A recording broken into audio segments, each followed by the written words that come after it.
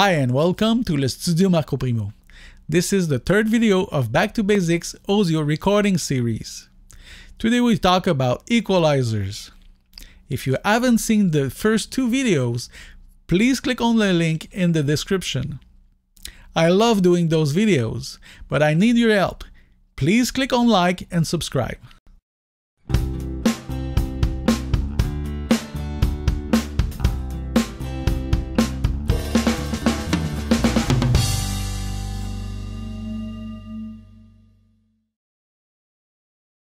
What exactly is an equalizer?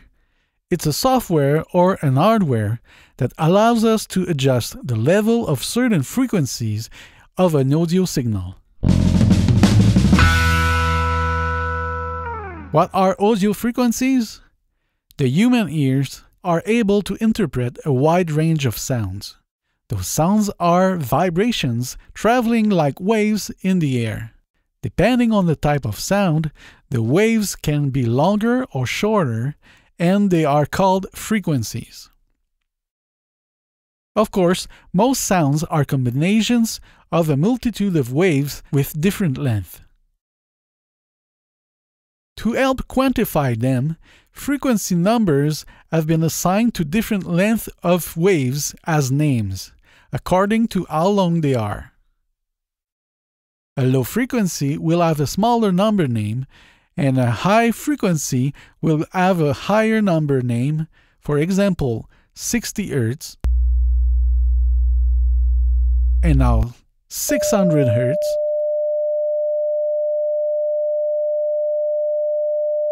and again 6 kHz. Back to equalizers. We all have them in our lives somewhere. The most commonly known are the tone adjustments or bass and treble we see in most audio systems in our cars, home theaters, living rooms, and even in our cell phones. In the life of studio engineers, equalizers act on the same principles, but they have more precise and elaborate designs to match the needs of their critical jobs. Used on live shows, they are essential to avoid feedbacks. But live or in studio, they are the best tools to achieve a pleasing sound and, more importantly, to allow us to hear every single instrument of a complex recording with multiple musicians. Using an equalizer goes hand-to-hand with ear training.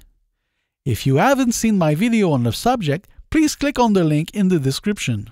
You will also find a link to my video, Mic Placement, Your First EQ, which demonstrates that the placement of a microphone should be your first tool to achieve the sound you want.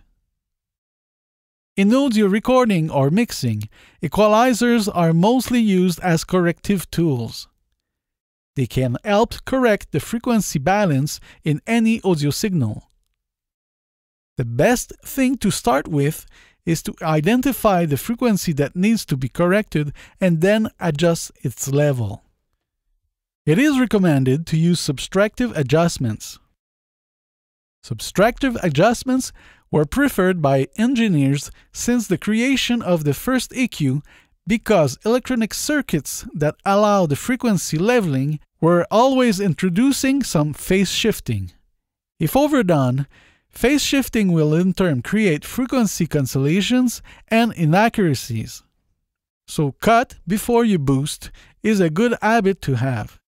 Nowadays, with high-end equipment and softwares, we see more and more linear equalizers which don't exhibit the phase shifting phenomenon. But both linear and non-linear equalizers are still available to use in both hardware and software versions. Alright, now that you have an idea of what is an equalizer, let's see how it works and what is its purpose. From the start of the video, you've been seeing a spectrum analyzer image that shows the frequencies of the audio you hear in a visual manner. This isn't by mistake.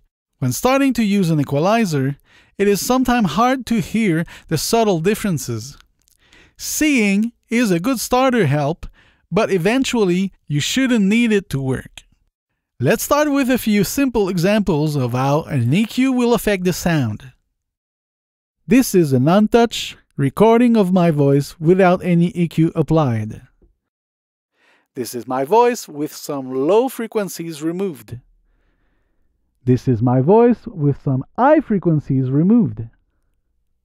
Let's make the adjustments to make my voice have a more radio-like sound. My voice is a bit nasal and the combination of the mic and room makes it sound like that. My voice is a bit nasal and the combination of the mic and room makes it sound like that. My voice is a bit nasal and the combination of the mic and room makes it sound like that. My voice is a bit nasal and the combination of the mic and room makes it sound like that. You are now hearing the before EQ sound of my voice. You are now hearing the after EQ sound of my voice. So you've seen a bit how I do it. If I find something not to my liking, I'm going to try to pinpoint what by boosting some frequencies, and then I sweep around to find what bothers me the most and I remove it, or a part of it, of course.